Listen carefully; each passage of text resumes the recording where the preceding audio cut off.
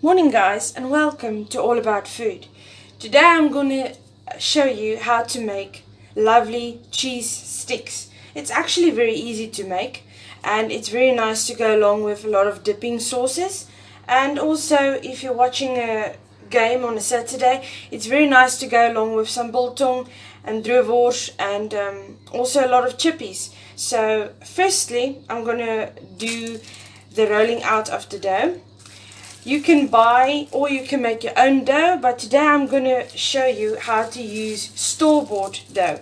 As you can see, I've got 2 puff pastries, I've got some cheese, I've got my flour on which I'm going to roll my dough out, and also I have a little bit of sweet chili sauce because that's going to be our base.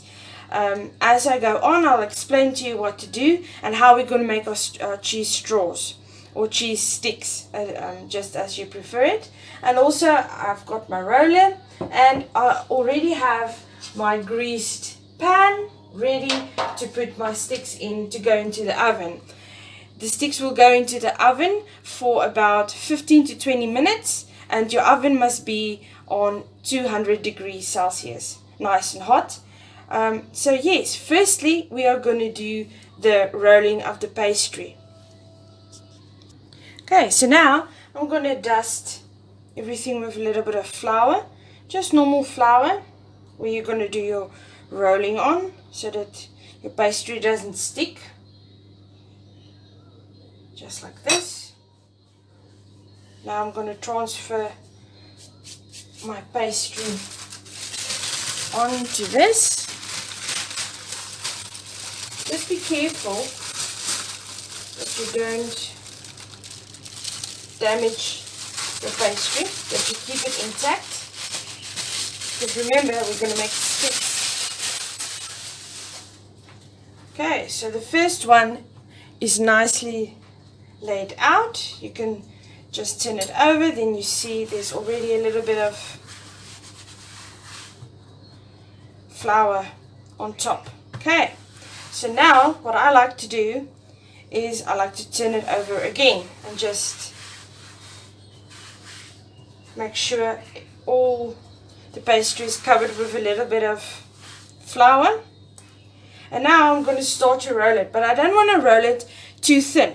So now I'm going to take my rolling pin. I'm also going to dust it with a little bit of flour, just to make sure it doesn't stick to our pastry. Just going to put this a bit to the side.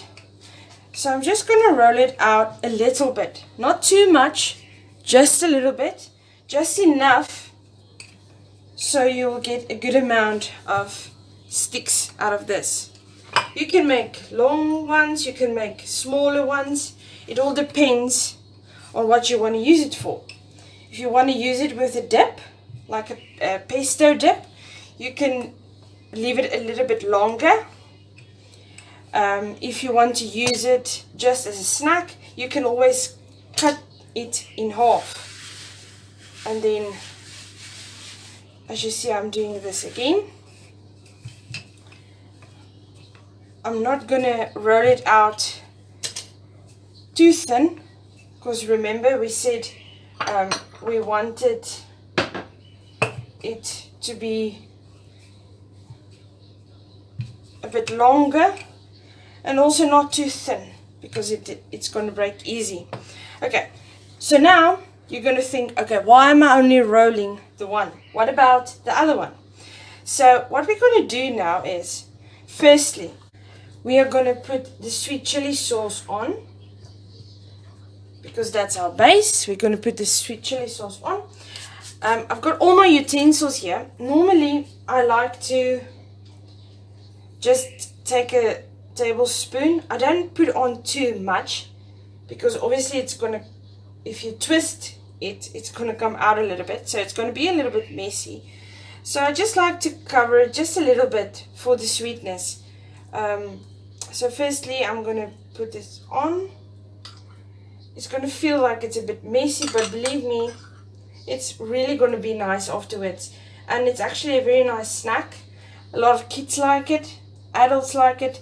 So it's actually for anybody that just likes to have a quick snack or if you have people over, it's always nice to have something before dinner that's not, you know, too big or gonna last too much.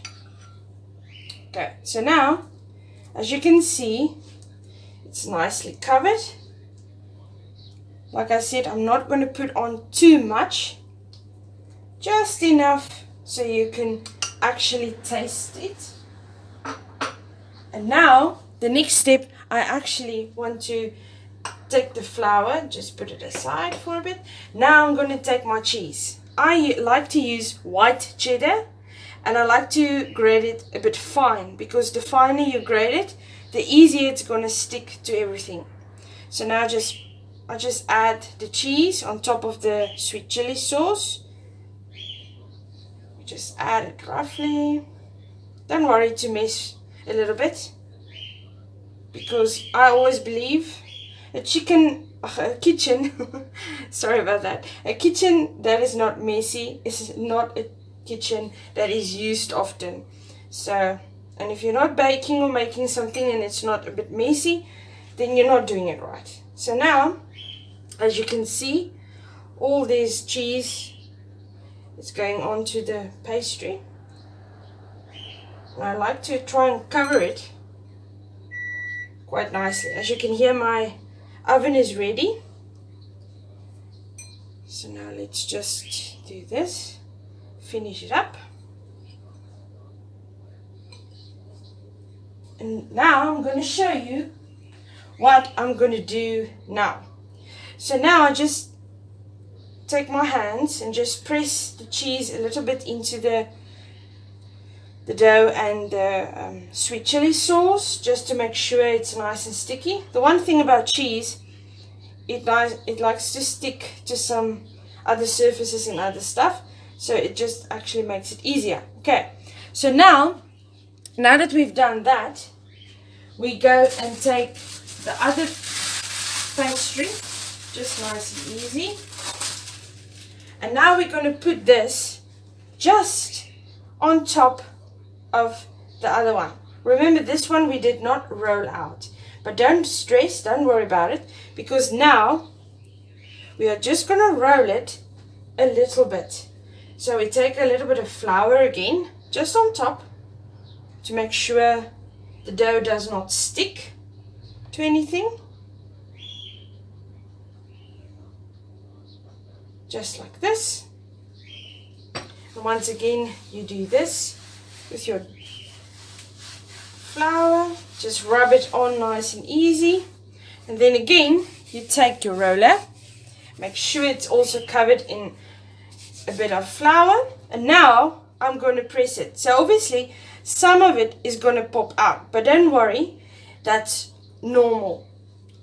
So now I'm going to start to roll it just a little bit. Now you're going to see it's all going to come together. So now the cheese is also pressed against the dough that you've put on top, the pastry that you've put on top. And now it's going to be a little bit thinner, but that's what we want. We don't want it too thick or too thin, depending on what you want. If you want a thick cheese stick, then you can do it, but I like mine thin, just the right amount, just like this, not too much. Okay, so then we put a roller aside, and now we are going to cut our strips. Sometimes I like to use a big knife, and sometimes a small knife, so it depends what you feel like doing. So firstly, I'm going to cut very long streaks and very thin, not too thin and not too thick. What you can do, what I sometimes do, if I don't forget, I just put a little bit of flour on my knife's edge so that it actually cuts nice and easy after each one. Just do this. Don't worry about the ones the flour that's falling on your dough. Don't worry about that.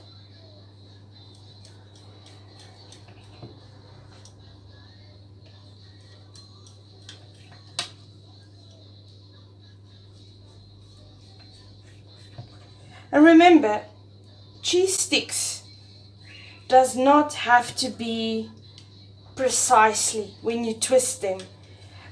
So if you're not good at it, don't worry. You'll get better every time you do it. It's just fun to do, especially if you like baking and if you like making stuff. And you don't even have to twist it if you don't want to. You can leave it like this as it is, or you can twist it. I like to twist it.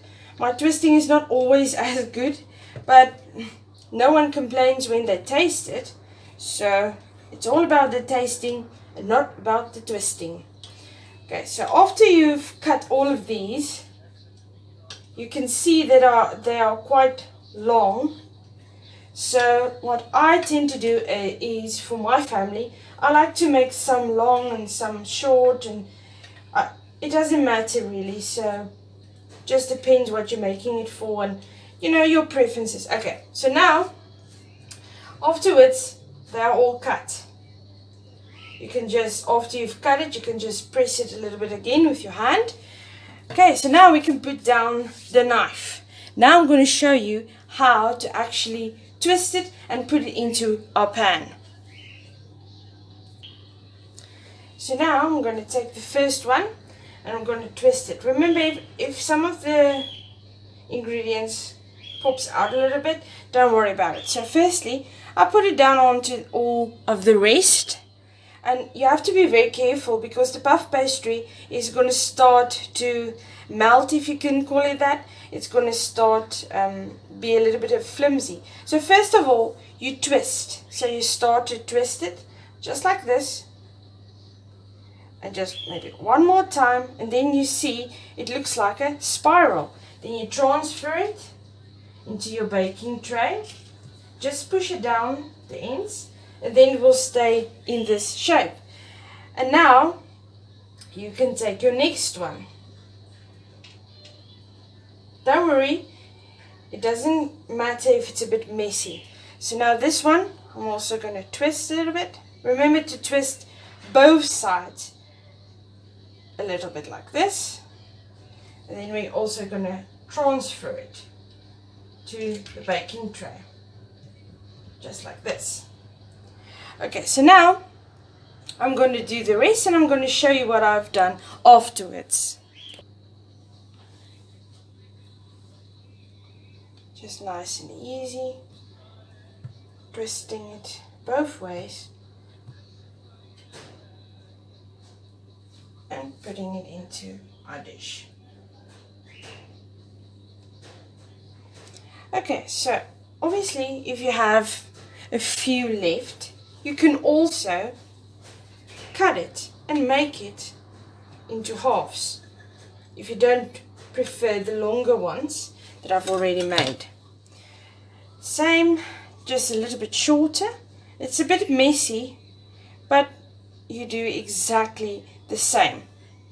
And it's just also going to be transferred into your baking tray.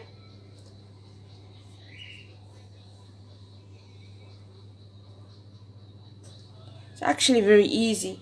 It's actually a very comforting thing to eat, especially in the winter months.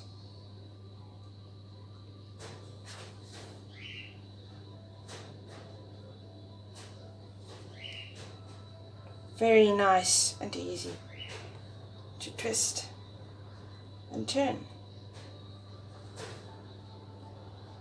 Remember what I said? You don't have to twist them. You can just leave it like this and put it into your baking tray. So now I'm going to show you what I do after I've put it in the baking tray. Okay guys, so now after you've cleaned your surface and the rest is waiting to also go into the oven, I'm just first going to show you the first tray. So I like also to put a little bit of paprika. It's out of the oven and as you can see, it's nice and golden brown. And also the paprika also gives a little bit of color along with the cheese. As you can see, the cheese makes it a little bit of yellow and it's nice and crispy. So now you can garnish it and put it into something nice. I also just want to mention it's also a very nice present for Father's Day. You can make this and you can tie it up in a nice ribbon and also give it to your father with a bit of biltong or some cheese and some dip, and put it in some kind of basket, and that will also make a nice Father's Day present. I just also want to show you what it actually looks like inside. As you can see, if you tear it apart, it's nice and sticky and all the cheese is melted nicely. So now what you can do is you can put it into a nice glass, whichever way you want to do it. And if you also want to, like I said before, you can just break it like this and garnish it and put it into a beautiful glass or something. And then you can just add a little bit of sauce or something that people might like. And you've got yourself a easy cheese stick. It can be rusty as well. It doesn't have to look perfect. It's nice and hot still, so you can just break it apart like this, and there you go. Nice cheese sticks. Easy, and it's definitely a favorite amongst everyone. There you go. Nice and easy.